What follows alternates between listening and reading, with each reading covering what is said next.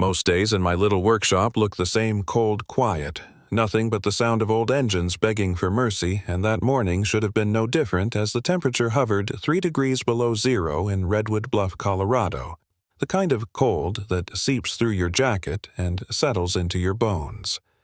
I pushed open the metal door that always stuck in winter and stepped inside, watching my breath gather in the pale air as the weak heater sputtered its last bit of life.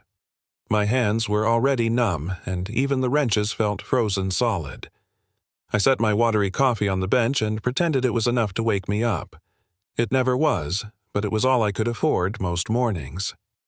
Rent was late, the electric bill was due, and my truck needed parts I had no money to buy. Still, I kept showing up because work was the only thing that kept the days moving forward.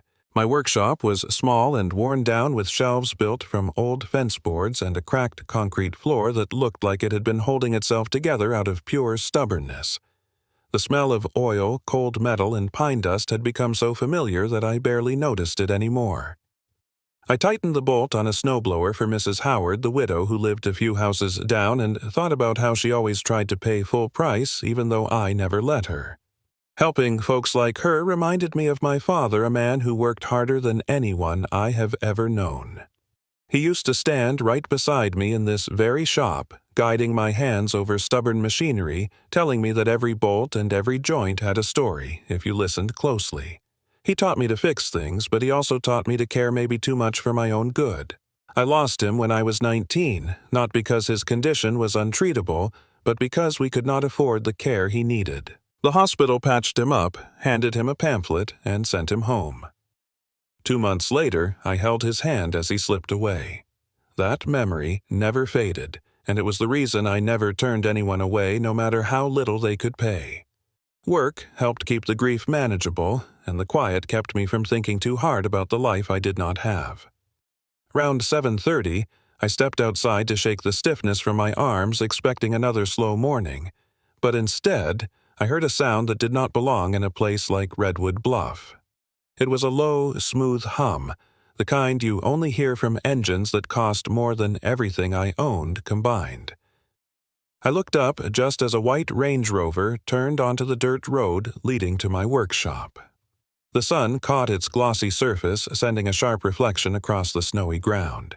People around here drove pickup trucks held together with duct tape and hope-not luxury SUVs with out-of-state plates. A couple of locals walking their dogs stopped and stared, their faces tightening with the same cautious curiosity every small town has when outsiders appear without warning. The SUV rolled to a stop in front of my workshop, and the engine went silent, leaving a strange stillness hanging in the cold air. My palms were suddenly sweaty despite the freezing temperature. The driver stepped out first, a well-dressed man with a clean-cut look and an earpiece scanning the area like he was expecting trouble. That alone told me these were not tourists who had accidentally taken a wrong turn through the mountains. Then the back door opened and a woman stepped out, tall and composed, wrapped in a winter coat that probably cost more than a month of my rent. Her eyes moved cautiously over my workshop, lingering on the broken door and cracked windows, and I could almost hear her thinking that she did not belong here. But then the other back door opened, and everything around me faded. A young woman, maybe 19 or 20, tried to step out, but her legs trembled so violently that I reflexively moved forward. Metal braces wrapped around her legs, sleek but stiff, expensive but wrong, and she gripped the doorframe with white knuckles as she tried to shift her weight. Her face tightened with pain she was trying desperately to hide, and her thin breath formed fragile clouds in the cold air. I watched her struggle for balance, her legs shaking harder with every second, and something inside me lurched a pull I could not explain, a memory of my father wincing as he tried to walk with a brace that never fit right. The wrench in my hand slipped from my fingers and hit the ground with a sharp clang that sliced through the silence. Because in that moment, as she fought to stay upright, I knew she was going to fall. And I also knew, without understanding why, that my life was never going to be the same after this morning. The woman stepped toward me with a kind of controlled grace that made the whole scene feel even more out of place, as if someone had taken a piece of Manhattan and dropped it right in front of my run-down workshop in the mountains. She extended a gloved hand, introduced herself as Natalie Harrington, and the name hit me with a jolt I tried to hide. Even a small-town mechanic like me had heard of the Harrington family founders of one of the biggest biomedical tech companies in the country. People like her did not come to Redwood Bluff, and if they did, they certainly did not stop at a workshop held together by rust and memories. Before I could say anything, Natalie shifted her attention back to the girl in the SUV, her daughter whose legs were still shaking as she tried to steady herself on the metal supports. Natalie's voice softened as she said her name Lila, and I could hear both love and exhaustion wrapped inside that single word. Lila managed a small smile, polite but strained, and I saw the kind of bravery in her eyes that only comes from years of living with pain. She tried to take one step toward me, just one. But the moment her weight shifted, her knee buckled slightly and her whole body tensed in a way that made my stomach twist. I had seen that look before, not on her face but on my father's on nights when he tried to walk across the living room with the brace the hospital said would help him. He always insisted he was fine, even when pain carved itself into every line of his face. That same expression lived now on Lila's face, and suddenly the cold morning felt even colder. The driver offered his arm, but she shook her head, refusing the help with a quiet dignity that made her seem older than she was. Natalie moved closer as if to steady her, but Lila lifted her hand slightly not to push her away, but to show she wanted to try one more time on her own. When she finally reached the packed snow between the car and my workshop entrance, I noticed everything. The slight inward tilt of her left brace, the way the right support locked a half-second too late, the uneven pressure that forced her hips to sway unnaturally. Anyone else might have seen a girl struggling to walk, but I saw misalignment, torque imbalance, distribution errors. Mechanical failures hiding inside medical equipment so expensive most folks in town could never dream of touching it. Natalie caught me staring and straightened her voice, tightening as she asked if something was wrong. She wasn't rude, but there was a shield in her tone, the kind wealthy people use when they feel judged or exposed. I cleared my throat and told her their SUV might have engine trouble, trying to buy myself a moment so I wouldn't blurt out what I was really thinking. She nodded, clearly expecting a professional interaction, nothing more. I stepped closer to help guide the vehicle inside, but my eyes kept drifting back to Lila, to the way she winced with every small step. She was 19, maybe 20, yet she moved like someone carrying decades of struggle. When she finally sat on the old wooden chair inside my workshop, she let out a slow breath, the kind people release only when they can no longer hold the pain tightly inside. Natalie watched her with a mixture of fear and frustration, the kind that comes from fighting too many losing battles. Then she looked around my workshop again, the rusty shelves, the cracked floor, the heater that barely worked. She had probably never stepped inside a place like this. And yet, here she was, because despite all her money and connections, something had gone wrong far from home, and this broken little workshop was the only help available. I introduced myself properly, and for a moment her expression softened, but only a moment. I could tell she was the type of person used to being in control, and being here stripped that control away piece by piece. I had no idea what their story was, why they were traveling through the Colorado mountains in winter, or why a billionaire's daughter had braces that looked so wrong. But as I watched them, a ripple of something familiar stirred in me, the sense that fate was nudging me toward something bigger than a simple repair job. And even though I didn't understand it yet, I felt the same pull that I felt the moment I dropped that wrench. A pull toward a girl whose legs shouldn't have been shaking the way they were, and a story I had not yet been invited to hear. Natalie sat stiffly on the edge of an old metal stool, while Lila rested in the wooden chair near the space heater, its weak coils glowing orange like they were trying their best but knew they were outmatched by the Colorado cold. I pretended to focus on the SUV's hood at first, lifting it slowly as if I were inspecting something complicated, but my eyes drifted again and again to the braces wrapped around Lila's legs. I had never seen that exact model before, but metal was metal, and force was force, no matter how expensive the equipment might be. I wiped my palms on my jeans and finally stepped toward her, choosing my words carefully because I could feel Natalie's eyes tracking every move I made. I asked if she would mind letting me take a closer look at her supports. The moment the question left my mouth, I saw Natalie tense. It was subtle, but unmistakable. The kind of tension that comes from years of protecting someone you love from disappointment, judgment, or false hope. Her voice sharpened as she asked why a mechanic would need to examine medical equipment that cost more than most people's cars. Before I could explain, Lila lifted her chin and said she didn't mind her voice soft but steady, and something about the way she looked at me made the room feel a bit quieter. I knelt in front of her, making sure not to touch anything until she nodded. When I looked closely at the braces, I noticed the flaws immediately. The alignment of the left joint was off by at least 6 degrees small to the eye, but massive when it came to how weight traveled through her body. The right brace lagged half a second behind her natural movement, which meant every step she took forced her hips into an unnatural rotation. The straps were placed in a way that increased pressure instead of relieving it. Whoever built these had focused on aesthetics, not mechanics polishing the metal, but ignoring the physics. I could feel heat rising in my chest, the same anger I used to feel watching my father wince with every step he took, using the brace the hospital insisted was correct. I took a breath, forced myself to stay calm, and said quietly, almost apologetically, that something about her supports didn't look right. Natalie's eyes widened, not with curiosity, but with something closer to offense.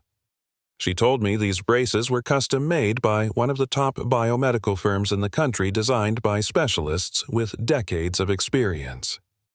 I nodded, choosing my next words with the caution of someone trying not to set off a landmine. "Ma'am," I said, "I'm not a doctor, but I know metal weight and pressure better than most folks, and something here is fighting her, not helping her." The room went still. Even the heater seemed to pause, humming on a softer note. Lila looked down at her legs, and then back at me, confusion flickering across her face before she asked almost in a whisper, "Is that why it hurts so much?" She said it like she had carried the question for years but had never dared to speak it out loud. Natalie's breath hitched as if she had been struck. I saw guilt flash in her eyes, the kind only a mother can feel. The kind that comes from wondering how much suffering your child hid just to keep you from breaking. I explained gently what I saw: the misalignment, the uneven weight distribution, the rigid joints that refused to bend with her natural movement. I kept the explanation simple, not because they couldn't understand more, but because human pain should never be smothered under complicated words. I told them that if a machine carried weight unevenly, it would eventually break down. Human bodies were no different. As I spoke, something heavy settled in the air, a sense of truth that neither of them wanted to hear, but couldn't ignore. I added that none of this meant the doctors were wrong about her condition. But engineering and medicine lived in different worlds, and sometimes those worlds didn't talk to each other the way they should. Leela swallowed hard, the muscles in her throat tightening as she tried to process what I had said. She asked how long the braces had been working against her like this. I told her it was hard to know exactly, but by the wear on the joints and the strain marks on the inner padding, it had probably been a long time. She closed her eyes, and I could see her shoulders trembling under the weight of that revelation. Emotional pain travels through a room the same way cold does, quietly but deeply. And I felt it wrap around all three of us. Natalie finally spoke, her voice shaking in a way I had not heard before. She asked if I was suggesting the experts had overlooked something, that all the surgeries, therapies, and high-end devices they had invested in had missed a fundamental issue. I didn't say yes. I didn't have to. Silence answered for me. And in that silence, I saw Natalie's composure fracture just a little, not enough to fall apart, but enough for me to understand that she was a mother who had been fighting a losing battle for far too long. That was the moment I knew I could not walk away. Not from Lila. Not from this. Not from the truth sitting right in front of us, waiting to be acknowledged. Natalie stood there staring at me as if the ground beneath her had shifted, and for a long moment she didn't speak. Her jaw tightened. Her hands clasped together so firmly inside her gloves that I saw the leather strain. Lila watched her mother with the kind of quiet fear that told me she had seen this look before, the look of a parent balancing on the knife edge between hope and heartbreak. I felt the weight of both their eyes on me, and suddenly the cold in my workshop wasn't the only thing making me shiver. I cleared my throat and said softly that I wasn't trying to insult the people who had treated Lila nor claim I knew more than they did. I just saw what I saw. Metal out of alignment, pressure in the wrong places, a system that fought her body instead of working with it. Natalie finally exhaled a slow, controlled release that hovered somewhere between frustration and desperation. She asked what exactly I was suggesting. I told her the truth, even though I knew it sounded impossible, coming from a man wearing oil-stained jeans and standing in a shop held together by rust. I said the braces needed to be rebuilt, not adjusted, rebuilt from the foundation up. Her eyes widened with disbelief, maybe even offense, because the idea of trusting a stranger with her daughter's mobility, her daughter's future, must have felt beyond reckless. She asked what qualifications I had, and for a moment I wished I could hand her a degree, a certificate, anything that could make my words easier to believe. But all I had was honesty. I told her I didn't have letters behind my name, but I'd spent my whole life understanding force, weight, torque, and balance. I told her I knew what misalignment could do to a human being, not just to a machine, because I lived through it with my father. When I said that, something in her expression softened barely, but enough for me to notice. Lila watched me like she was holding her breath, waiting for something inside her mother to shift. Natalie looked at me again, and this time her voice cracked when she asked if I could guarantee Lila's safety. I shook my head. I couldn't promise a miracle. I could only promise that I would pour every bit of knowledge and heart I had into trying. I said I would not charge them a cent because what mattered wasn't money, it was getting her daughter out of the pain she had been living with for years. Natalie turned away, her breath forming a thin cloud in the cold air. She walked a few steps toward the SUV, as if trying to escape the weight of the decision pressing down on her shoulders. Lila whispered, "Mom, please," and those two words were so full of longing that they cut straight through the silence in my workshop. Lila's voice shook as she added that she could feel something was wrong with the braces even if she never said it out loud. She said she was tired of pretending, tired of hurting, tired of hoping only to fall again. That last word, fall, hung between them like a memory too heavy to name. Natalie closed her eyes as if steadying herself. When she turned back, she looked like a woman fighting every instinct inside her. She asked Lila if she was absolutely sure she wanted this. And Lila, with more strength in her voice than she had in her legs, said yes. Not because she thought I was some miracle worker, but because she felt seen for the first time in years by someone who wasn't looking at her as a medical case, but as a person trapped in the wrong mechanics. Natalie's shoulders slumped just slightly, and she whispered a shaky answer. She said they had tried everything else, every doctor, every treatment, every device, and still Lila suffered. Maybe this, however impossible it sounded, was the path they hadn't considered. She took a long breath and asked what I needed from them. I told her I needed time, space, and trust, 3 things harder to earn than money. I said she could supervise every second, watch every step, ask every question. After what they'd been through, I understood better than anyone why she needed that. Then came the moment where everything inside the workshop seemed to hold still. Natalie nodded slowly, a gesture that carried more fear than conviction, but it was a yes. She told me I could try. Only try. No promises, no expectation of miracles. But the door was open, and in that moment I saw tears gather in Lila's eyes, not from pain, but from the faintest spark of hope, fragile but alive. I didn't know it yet, but that was the moment the real work began. The moment Natalie nodded and granted me permission. Something shifted inside the workshop. Something quiet but powerful, like the faint hum of electricity when a machine is about to start up after years of being silent. I didn't let myself show it, but my pulse kicked up a mix of fear, responsibility, and a strange sense of inevitability. I asked Lila gently if she was comfortable removing the braces so I could examine them more closely, and she nodded without hesitation, though her fingers trembled a little as she unlatched the lower straps. I helped her with the rest, careful not to rush, careful not to touch more than needed. When the braces finally came off, I held them in my hands, surprised by how heavy they felt. They were beautifully polished, sleek, and impressive on the surface, the kind of device people assume works simply because it looks expensive. But when I turned them over and studied the joints, I saw the truth hidden beneath the shine. These supports weren't built wrong because of incompetence. They were built wrong because the designers had never seen how a girl like Lila actually walked, how her weight shifted, how her hips compensated, how her knees tried to find stability where none existed. They engineered for theory, not reality. I cleared space on my workbench, pushing aside old carburetors and a box of mismatched screws. The workshop smelled of oil sawdust and winter air drifting through cracks in the walls. I set the braces down like they were fragile, not because they were delicate, but because what they represented was. As I examined each piece, I felt Lila's eyes on me, and every few seconds she would ask a quiet question about how something worked or what I was looking at. She wasn't nervous about her condition. She was curious, engaged, almost hungry to understand the mechanics of something that had controlled her life for so long. I liked that about her.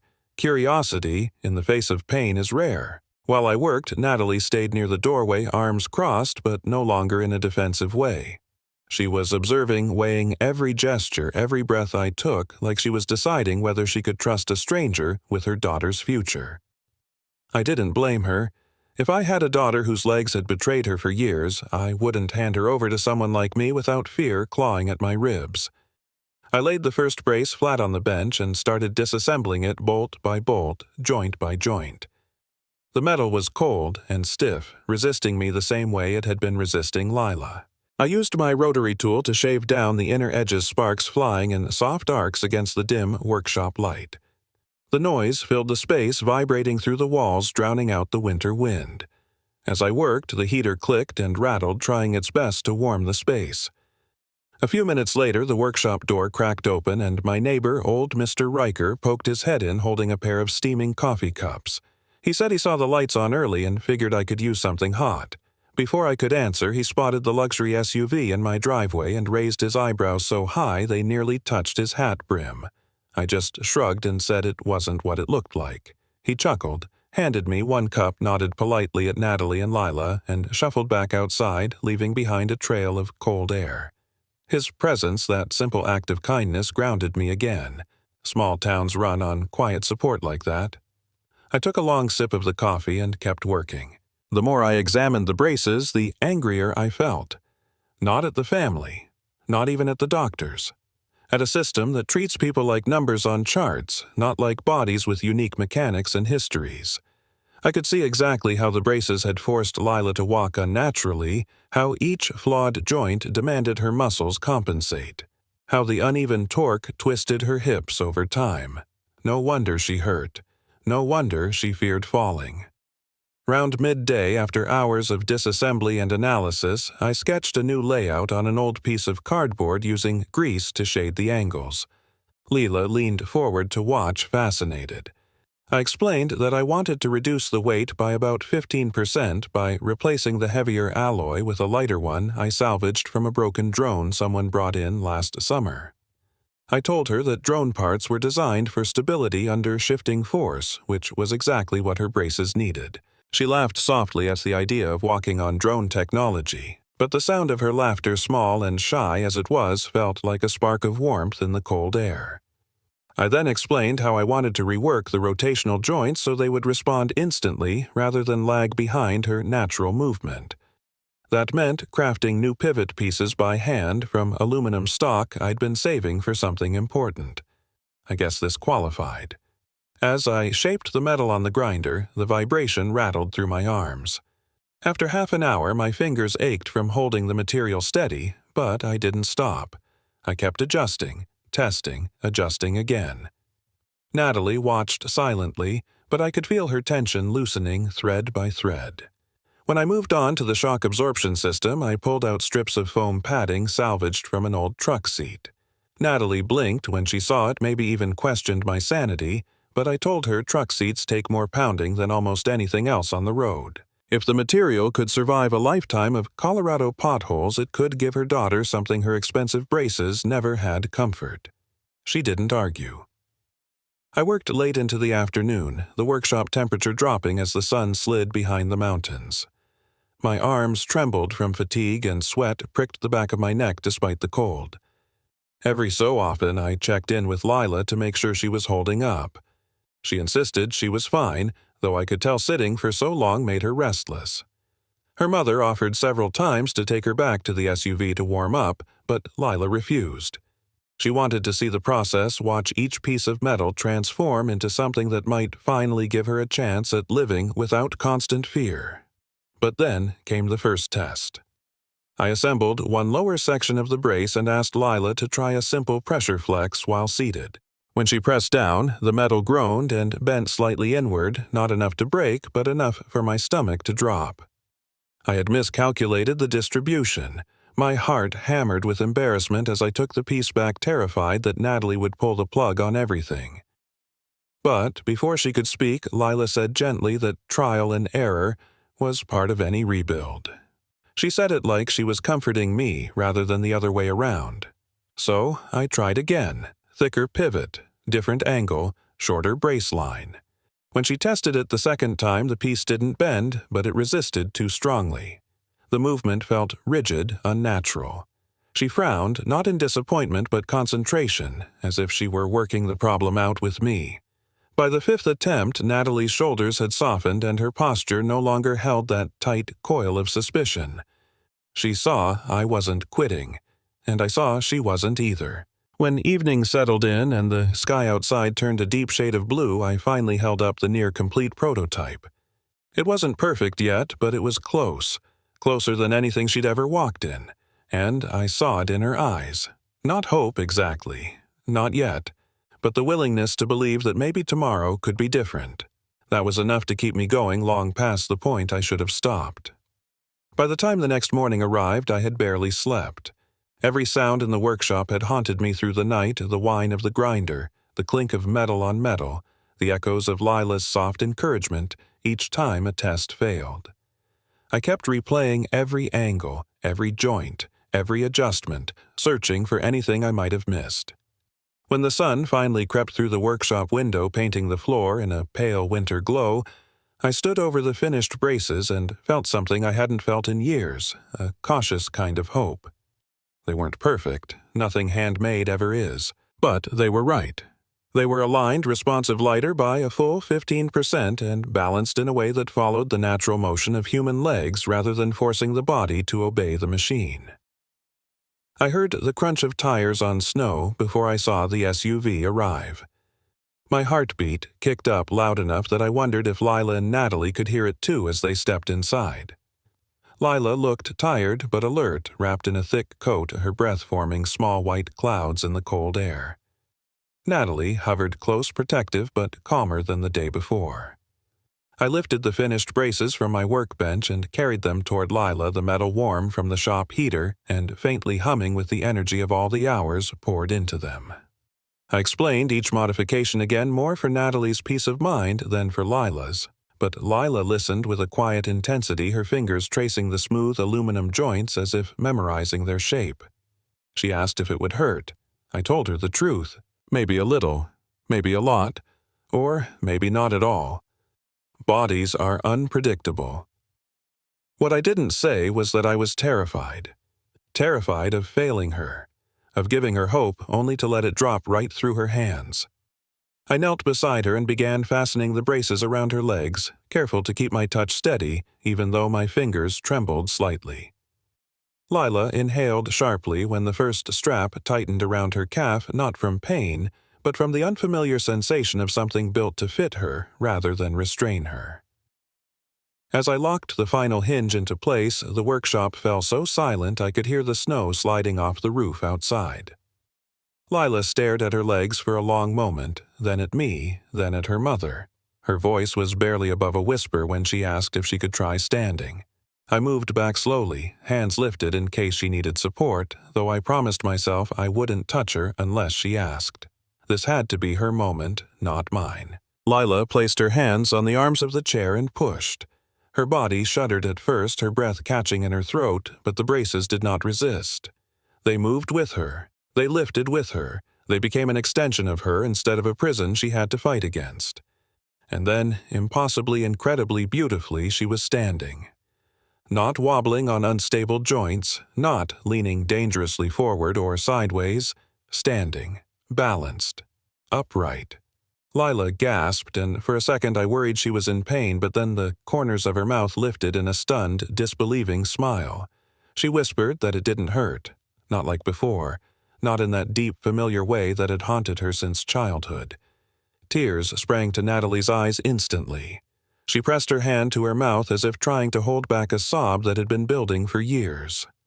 Every muscle in her face trembled as she watched her daughter do something she had not seen her do comfortably in over a decade. Lila flexed her knees slowly, almost experimentally, and the braces responded with perfect timing. When she shifted her weight to her right leg, the joint rotated naturally instead of locking late. When she moved her left leg forward, the brace followed the exact angle she needed. Then came the moment I will never forget. Lila took her first step. It was small, shaky, hesitant, and for a fraction of a second it looked like she might lose her balance. My heart jumped into my throat and I stepped forward instinctively, but before I could reach her, she steadied herself. The brace caught her, supported her, allowed her to complete the step, then another, and another. By the fifth step, her body was trembling not from strain, but from emotion. A wave that seemed to break her open. She laughed and cried at the same time, a sound so raw and full of life that it filled the entire workshop. Natalie broke completely then. She stumbled forward, hands shaking uncontrollably. Tears streaming down her face as she reached for her daughter but did not touch her, too afraid to interrupt the fragile miracle unfolding in front of her. Lila turned toward her mother, tears falling freely down her cheeks, and said in a trembling voice that she had forgotten what it felt like to not be scared of the ground beneath her feet. I didn't trust my voice enough to say anything, so I stepped back and let them have that moment. I watched as Natalie finally closed the distance between them and wrapped her arms around her daughter, holding her like she was holding the sun after years of darkness. Their tears mixed with quiet, breathless laughter, and I knew I was witnessing something sacred. When Lila pulled back, she looked at me with a gratitude so deep it almost hurt to see. She told me she wanted to try walking across the workshop, and though part of me wanted to beg her to take it slow, I nodded instead. She walked, every step steadier than the last, every movement freer. She touched the workbench, then the window frame, then the old toolbox that had belonged to my father. When she reached me again, she whispered that she felt like her body had been unlocked. She asked me how I had done it. I told her the truth. I listened to what the metal needed. More importantly, I listened to what her body had been trying to say for years. Natalie approached me. Then her face streaked with tears, her voice shaking as she thanked me over and over. I wanted to tell her not to thank me, that anyone with a good eye could have seen the mechanical flaws. But the words caught in my throat because deep down I knew it wasn't that simple. Sometimes the world overlooks the obvious because it trusts titles more than instinct, because it listens to credentials more than pain. Lila took a few more steps, laughing each time her legs obeyed her without the sharp jolt of fear she had grown used to. Watching her was like watching someone walk into their future in real time. When she finally sat down to rest, flushed and breathless, I realized I had been holding my own breath for most of the last 10 minutes. And for the first time in a very long time, I let myself feel something close to pride. Not because I had performed a miracle, but because she had. She had trusted her body again. She had trusted me. And she had taken a step toward a future she once believed she would never reach. Word traveled fast in Redwood Bluff, faster than the snowmelt racing down the mountains in spring, faster even than gossip at the diner on Main Street. By the next afternoon, people somehow already knew that something unusual had happened in my workshop, though no one seemed to know exactly what. All they had were whispers, half-guesses, and the sight of a white luxury SUV parked outside a building no outsider ever had a reason to visit. When Lila stepped out of the vehicle that day, supported not by fear or rigid machinery, but by a quiet confidence she had earned one trembling step at a time, everything around us seemed to pause. The wind softened. The cold didn't bite quite as hard. Even the dogs at old Mrs. Needham's porch stopped barking as if they sensed something sacred was taking place. I walked beside Lila as she made her way slowly toward the center of town. Natalie stayed close behind, not hovering like before, but watching her daughter with a reverence only a mother could understand. Each step Lila took left the faintest imprint in the fresh snow, careful but real, and I realized that the miracle of it wasn't that she was walking. The miracle was that she believed she could. Redwood Bluff was a small place filled with people who carried their struggles quietly, and when they saw Lila, they reacted the way people do when they've spent years hoping for something good to happen to someone who deserves it. The first person to approach was Mr. Riker, leaning on his cane as he shuffled across the sidewalk. He narrowed his eyes at the braces, then at me, then back at Lila, and for a moment he didn't speak. Then he let out a long breath and said in the tired, raspy voice of a man who'd spent a lifetime surviving things most people couldn't imagine, "Kid, whatever that man built for you, it's a damn miracle." His words hit me harder than I expected, not because they were praise, but because they were truth spoken without embellishment.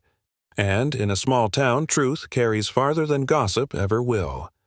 Others gathered too, Mrs. Howard clutching her grocery bags, the Martinez twins still wearing their soccer cleats, old Sheriff McCready pretending he just happened to be on patrol. They all watched as Lila took several slow testing steps across the open space in front of the old courthouse. She stumbled once, but the braces caught her adjusted with her, and she straightened herself before anyone could move to help. That single moment earned her a round of quiet, astonished applause, the kind people give not for performance, but for courage. I could tell Lila wasn't used to being seen this way. Not as a patient or a fragile figure handled with careful hands, but as a young woman doing something extraordinary in a place that rarely witnessed extraordinary things. She looked at me once, eyes shining with disbelief, and something else too, something that felt like freedom. Natalie stood beside her, wiping her cheeks, not bothering to hide her tears this time. When she placed a hand on my shoulder, she didn't say thank you, though she didn't need to. The look in her eyes said more than any words ever could.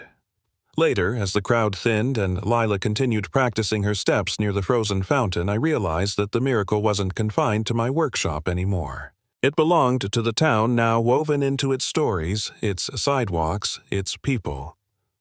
Redwood Bluff had witnessed something rare, something pure, something that made even the hardest hearts soften a little, and while I tried to play it off like it wasn't a big deal, like I was just doing my job, deep down I felt something shift in me too.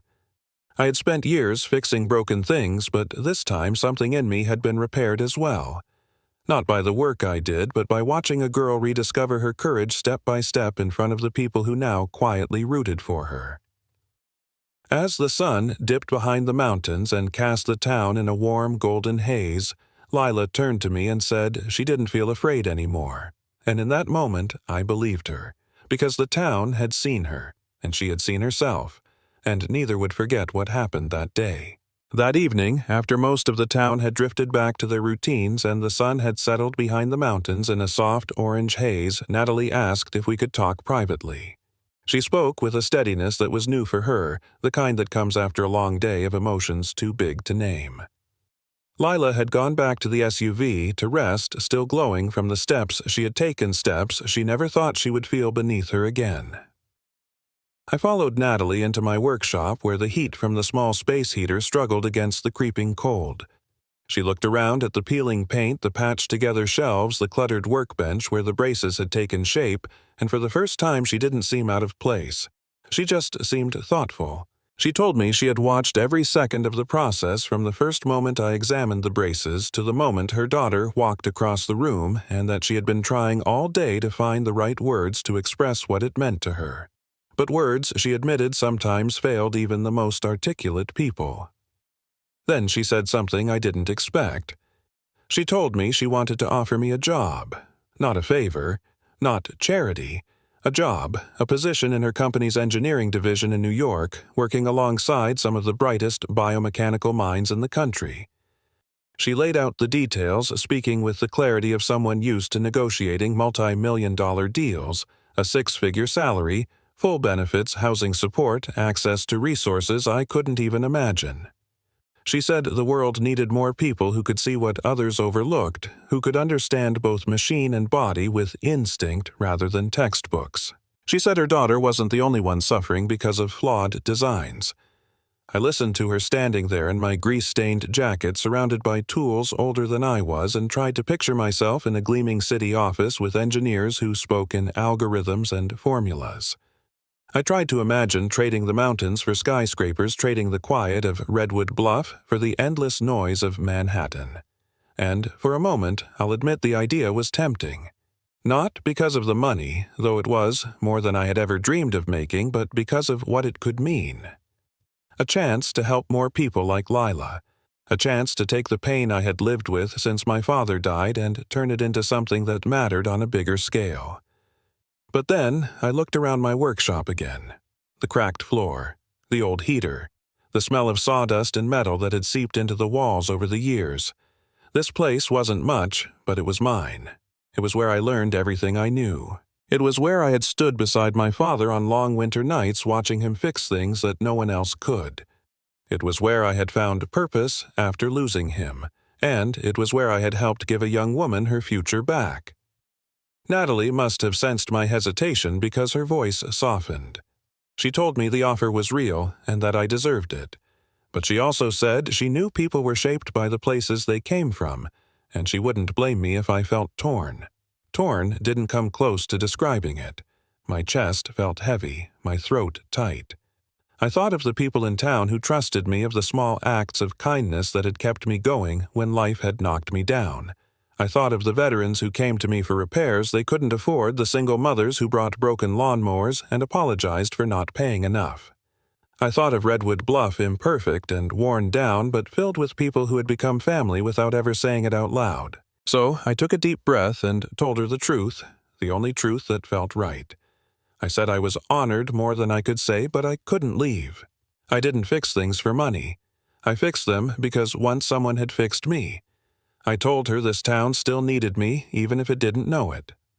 Natalie stared at me for a long moment, and tears filled her eyes again, not with the desperation of before, but with something gentler, something that felt like respect. She nodded slowly, accepting my answer without argument, and for the first time since I had met her, she looked at me not as a mechanic from a forgotten town, but as someone whose worth didn't need validation from the world. When she finally spoke, her voice was barely above a whisper. She said she understood. And she thanked me again, not for turning down the offer, but for giving her daughter something money had never been able to buy. In the weeks that followed, winter settled deeper into Redwood Bluff, coating rooftops in thick snow and turning the roads into winding trails of ice. But inside my workshop, something warmer was taking root. Something that felt almost impossible in a place so used to quiet struggle. After I turned down Natalie's offer, she didn't disappear back into her world of wealth and influence the way I half expected. Instead, she asked what she could do that wouldn't take me away from the place that shaped me. When I told her my dream, the one I had barely admitted even to myself, I expected her to smile politely and move on. But she didn't. She asked questions. She listened. She understood. I told her I wanted to build devices for people who couldn't afford the kind of help Lila had received, people like my father, people forgotten by systems designed for profits instead of lives. I told her I wanted a place where mechanics and compassion could coexist, where someone could walk in with nothing but hope and still walk out with dignity. I didn't say it eloquently. I didn't have the right vocabulary for dreams that big. But she heard me anyway. 3 days later, she returned with blueprints, architects, and a quiet explanation that she was funding the entire project anonymously. She said Redwood Bluff didn't need a billionaire's name stamped on a building. It needed a miracle shaped like community. And just like that, my life changed again. Construction began, quickly transforming an old lumber storage shed on the far end of town into a bright, open workspace filled with tools I had only ever seen in catalogs. The crew kept asking what kind of business this was going to be, and I told them the truth. A place where broken things were fixed. A place where people were seen. They nodded, pretending to understand, though most didn't. They would in time. When the workshop finally opened with its new sign reading Coal Mobility Solutions, People from all across Colorado started arriving. Word had spread far beyond Redwood Bluff, carried by veterans groups, disability support circles, and local clinics. Some came with braces damaged from years of improper use. Some came with walkers missing bolts or prosthetics that squeaked with every reluctant step. And some came simply because they were tired of being told that comfort was a luxury. I treated every person the same way I treated Lila, with patience, honesty, and the belief that bodies shouldn't have to fight so hard for normal things. For the first time in years, I woke up before my alarm, not because I had to, but because I wanted to. My days were long and exhausting, but they filled me in ways money never had. One morning, as I was measuring a joint for a child's leg brace, the door opened and Lila walked in, steady and confident in a way that still surprised me no matter how many times I saw it. She had started volunteering at the workshop on weekends, greeting families, helping take basic measurements, and talking to kids who were scared of adjustments the way she once had been. She moved with purpose now, not with fear. She laughed easily. She asked questions that would make any engineer proud. Watching her help others gave me a glimpse of the future she had talked about, once the future she thought she'd never have before the braces were rebuilt. She told me she had applied to a physical therapy program inspired by her own journey, and when she said it, her eyes glowed with something so bright it warmed the entire room. Natalie visited often too, always quietly, always respectfully. She never interfered, never tried to steer the direction of the workshop, never asked for credit. She simply made sure I had everything I needed, from replacement parts to upgraded tools, delivered without fanfare. I realized then that wealth didn't define her. Love did, and I understood her better than I ever expected to. One evening, after the last patient left and the workshop fell quiet, I stood alone in the glow of the overhead lights and thought about how far things had come. I remembered the first time I saw Lila step out of that SUV, her legs trembling under the weight of braces that betrayed her. I remembered dropping my wrench because something in her struggle felt too familiar to ignore. I remembered the fear in Natalie's eyes, the exhaustion in Lila's voice the moment the entire world seemed to shift with one impossible step. And now, here I was standing in a place built from hope, helping strangers whose names I hadn't known a month before, but whose stories would stay with me forever. The truth hit me hard, then heavier than any metal I had ever lifted. I hadn't just built a workshop, I had built a purpose. And in doing so, something inside me had healed piece by piece the same way I repaired everything placed in my hands. When the door opened again, and Lila stepped inside to say goodnight, standing tall in the braces that had once been my greatest fear and greatest risk, I realized the truth. This workshop hadn't only changed her life, it had changed mine, and it was only the beginning. The evening the workshop finally fell quiet after the last patient had gone home and the lights of Redwood Bluff began flickering on one by one across the valley. I stepped outside to breathe in the cold air and clear the noise still ringing in my head. The snow around the building shimmered faintly under the fading sunlight, and the sky stretched wide above the mountains painted in streaks of gold and rose the way only winter sunsets could manage. I leaned against the railing overlooking the open field beside the workshop, listening to the soft crunch of snow settling as the temperature dropped. It was peaceful in a way I hadn't felt in years, the kind of peace that seeps slowly into your bones and reminds you what it means to be alive. I didn't hear footsteps at first, but I sensed someone behind me, and when I turned, there was Lila walking toward me, steady and sure, her breath forming small clouds in the evening air. She wore a thick scarf wrapped around her neck, and her cheeks were flushed from the cold, but her eyes carried that unmistakable spark I'd seen the day she first stood on her rebuilt braces. She stopped beside me and looked out at the horizon without saying anything, and for a while, silence was enough. She had become a part of this place, part of its heartbeat, part of its purpose, and standing there with her felt strangely natural, as if the world had rearranged itself quietly while I wasn't looking. After a long moment, she broke the silence by telling me she'd been accepted into the physical therapy program she'd applied to. Her voice trembled just slightly, not from nerves, but from pride. She said she wanted to help people the way I had helped her, that she wanted to be the kind of person who could stand between someone's pain and their future, and offer them a bridge where they saw only broken ground. Hearing her say that brought a tightness to my chest I couldn't name. I told her she was going to change lives that she already had. She smiled at me, then a soft, warm smile that carried more gratitude than words ever could. She said I had given her more than the ability to walk. I had given her back her courage. I had given her permission to dream again. I didn't know how to respond, so I just nodded, afraid my voice would betray me. She shifted her weight and turned to face me, and in the slow, quiet way people say the most important thing she told me I had also changed her mother's life. Natalie had spent years trying to be strong enough for both of them, years fighting battles she was never supposed to fight alone. For the first time in a decade, she could finally breathe. Hearing that made something inside me break open something I hadn't even realized I'd been holding together with tape and hope. I looked away, blinking hard, but Lila reached out and touched my arm, gently grounding me. It was the first time in years that someone had touched me with kindness instead of need, and it undid me more than I expected. She said quietly that I didn't have to hold everything in, not with her, not anymore, and that was all it took. My breath shook, and before I could stop myself, a tear slipped down my cheek, the first real one I'd let fall since the night my father died. I turned my face away, embarrassed, but Lila didn't move. She stayed right beside me, steady as the mountains behind us. When I finally managed to look at her again, she wasn't smiling out of pity. She was smiling out of understanding. The sun dipped lower, the colors deepening across the sky until the whole horizon looked as if it were holding a breath. Lila looked back toward it and whispered that miracles didn't always need money. Sometimes they just needed someone who refused to give up.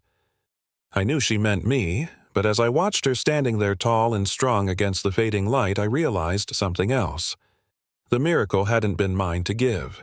It had been hers to claim, and I had simply stood beside her when she did. As the last edge of sunlight disappeared behind the mountains, leaving us in a blue, quiet dusk, I felt a deep certainty settle in my chest. This moment, this girl, this place, this purpose I had stumbled into by accident or fate, would stay with me for the rest of my life.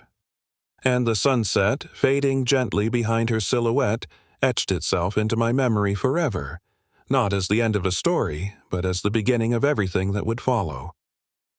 In a world that often moves too fast and overlooks the quiet struggles of everyday people, stories like this remind us that the greatest miracles rarely come from money or titles, but from kindness, patience, and the courage to truly see one another. Caleb wasn't a doctor, an engineer, or a man with influence.